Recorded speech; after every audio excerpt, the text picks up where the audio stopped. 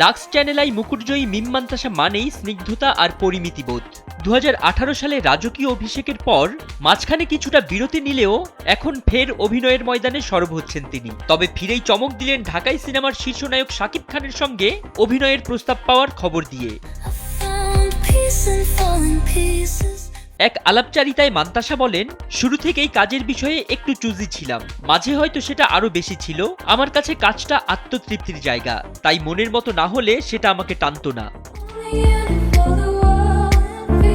তবে এখন তিনি বুঝতে পারছেন ভক্তদের প্রত্যাশা মেটাতে কাজের সংখ্যা বাড়ানো জরুরি। ইতিমধ্যেই বেশ কিছু স্ক্রিপ্ট হাতে নিয়েছেন তিনি, যার মধ্যে একটি বড় চমক হতে পারে শাকিব খানের সিনেমার প্রধান নায়িকা হওয়ার প্রস্তাব। যদিও বিষয়টি এখনো প্রাথমিক আলোচনার স্তরেই রয়েছে বলে জানান এই অভিনেত্রী। কাজের বাইরে পর্দার এই শান্তশিষ্ট অভিনেত্রী নিজেকে ভাগ্যবতী মনে করেন। ক্যারিয়ারে কোনো ভুল বা চটকদার নিউজের শিকার না হয়ে সাংবাদিক ও দর্শকদের ভালোবাসা পাওয়াকেই তিনি বড় প্রাপ্তি মনে করেন।